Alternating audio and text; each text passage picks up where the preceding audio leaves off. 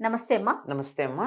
లక్ష్మీదేవి స్థిరంగా ఉండాలి. హ్మ్. జ్యేష్ఠాదేవి రాకూడదు. హ్మ్. అందుకని ప్రత్యేక పూజా విధానం చేస్తూ ఉంటాం. ఎప్పుడూ చేయాలని చెప్తూ ఉంటారు మీరు. ఎప్పుడైనానమ్మా వెలుగు కావాలంటే చీకటిని నువ్వు పో పో అంటే పోతుందా?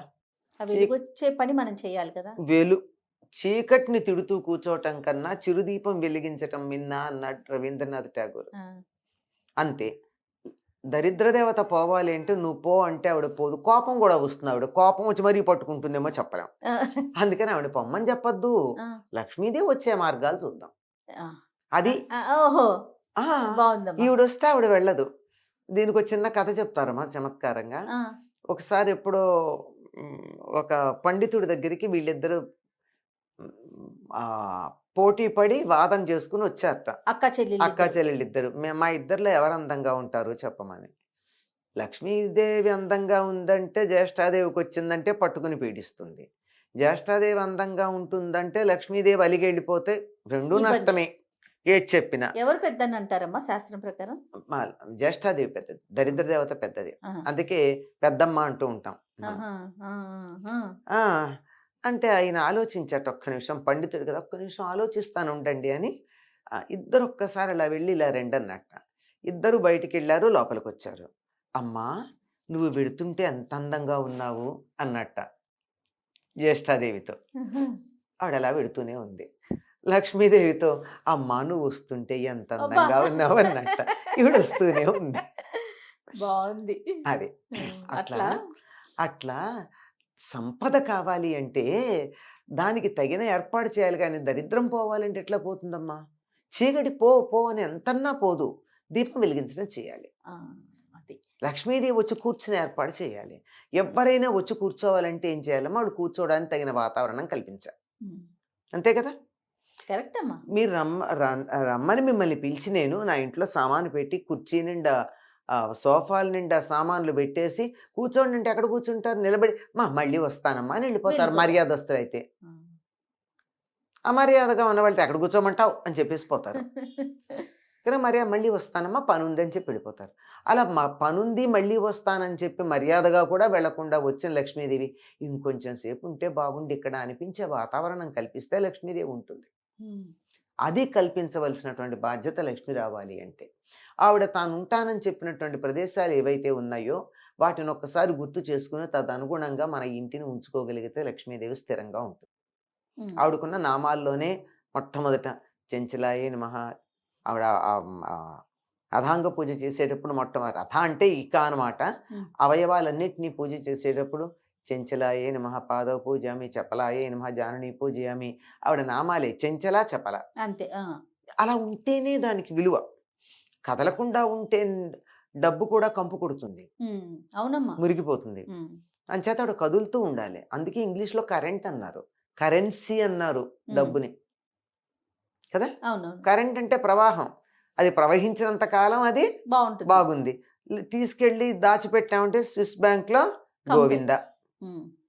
అంతే కదా! కరెక్ట్. అక్కడి నుంచి తెచ్చుకున్న వాళ్ళ సంఖ్య చాలా తక్కువండి. స్విస్ బ్యాంక్‌లో పెట్టిన వాళ్ళే తప్ప, తెచ్చుకుని తెచ్చుకున్న వాళ్ళు చాలా తక్కువ. దానికి చాలా పెద్ద ప్రాసెస్ ఉంటుంది. అది చాలా వ్యవహారం. మొత్తం ఆ దేశంలో ప్రతి మనిషి సుఖంగా ఉండవలసినంత సొమ్ము ఉందిట. ఒకసారి ఎన్నో సంవత్సరాలు ఎన్నో హ్మ్. నోటీసులు ఇచ్చి ఇంకెవరు క్లెయిమ్ చేయని దాన్ని ఓపెన్ చేస్తే. అబ్బా! ఉంటే అప్పుడు ప్రభుత్వం ఒక చిన్న అనౌన్స్‌మెంట్ చేసిందిట. ఇంత డబ్బుంది. ఉన్నట్టయితే ఒక్కొక్క మనిషికి ఇంత వస్తుంది. హ్మ్. అది మీరు తీసుకుంటారా? లేక దేశ అభివృద్ధి పురోభివృద్ధికి కోసం. ఏదన్నా కార్యక్రమాలు చేయమంటారని రెఫరెండమ్ అడిగితే 98% పీపుల్ దేశాభివృద్ధికి చెయ్యండి మాకక్కర్లేదన్నారట. అన్న వరకు బానే ఉంది గానీ, వాళ్ళంతా కలిసి ఓ కంప్లెయింట్ ఇచ్చారట. ఈ 2% ఎవరున్నారో వాళ్ళని చూపిచ్చండి. వాళ్ళు దేశద్రోహులు. వాళ్ళ సంగతి మేము చూసుకుంటామని. అబ్బా! అంత దేశభక్తి. అబ్బా! అందుకనే దేశాలు బాగుపడతాయి. హ్మ్. అందుకని లక్ష్మి ఉంటుంది. లక్ష్మి అక్కడికి చేరడానికి కలిగినటువంటి కారణం అది. ప్రపంచంలో అన్ని చోట్ల ఉన్నటువంటి నల్ల డబ్బు అక్కడికి చేరి తెల్లబడిపోయిందే. ఆ! ఎందుకంటే అక్కడ ఉన్నటువంటి దేశభక్తికి. ఆ! కనుక అటువంటి నిజాయితీ అయిన మనసున్న చోట ధనం ఉంటుందమ్మా లక్ష్మీదేవి ఉంటుంది. కనుక శుచిగా ఉండాలి. వచ్చిన లక్ష్మి కదలకుండా నేనుంటానని అనిపించేటట్టుగా ఉండాలి. అంత శుచిగా ఇల్లు పెట్టుకోవాలి ఎప్పుడూ కూడా. ఆ! ఎక్కడా కూడా బూజులు వేలాడుతూ, పాత బట్టలు, పాత కాగితాలు ఇట్లాంటివి ఏమి ఉండకూడదు. చక్కగా అమ్మ! ఆహా! అనిపించేట్టు ఉండాలి. అంత శుచిగా ఉండాలి. ఇది బాహ్యమైనటువంటి శౌచం. దాంతో పాటుగా ఎలా ఉండాలి? అంతఃసౌందర్యం. ఇది కూడా ఉండాలి. మనుషులు కూడా ఇల్లు బాగా పెడతారండి. కొంతమంది మనుషుల్ని చూస్తే అయ్య బాబోయ్! అంటారు. అవునమ్మా. అట్లా కాకుండా శుచిగా ఉండాలి. హ్మ్. ధనవంతమైనటువంటి, ఖరీదైనటువంటి బట్టలు కట్టుకోమని కాదు. హ్మ్. ఉతికినటువంటి బట్టలు, శుచిగా ఉన్న బట్టలు అలా ఉండాలి. నీట్‌గా ఉండాలి. అంతేకాదు మనసు బాగుండాలి. మనసు బాగుందనడానికి సంకేతం మాట. మాట చక్కగా ఉండాలి. దెబ్బలాడుకోకూడదు. ఏ ఇంట్లో అయితే నిరంతరం దెబ్బలాడుకుంటూ ఉంటారో అక్కడ పొరపాటును కూడా అడుగు పెట్టను అని చెప్పింది లక్ష్మీదేవి. ప్రధాన నియమమమ్మా. హ్మ్. ఆ! ఇవన్నీ కావాలి. శుచిగా ఉండాలి. తర్వాత చెడు మాటలు ఉండకూడదు. ఆవిడకి నచ్చవు. హుహు. అలా చెడు మాటలు ఉండకూడదు. దెబ్బలాడుకుంటూ ఉంటే ఎందుకుంటుందండి? అంటే అవతల వాళ్ళకి చెప్పొద్దా? తప్పు చేస్తే? తప్పు చేస్తే చెప్పొచ్చు. చెడ్డగా చెప్పాలా? ఆ! అమ్మా నువ్వు చేసింది బాగుండలేదని చెప్పొచ్చు.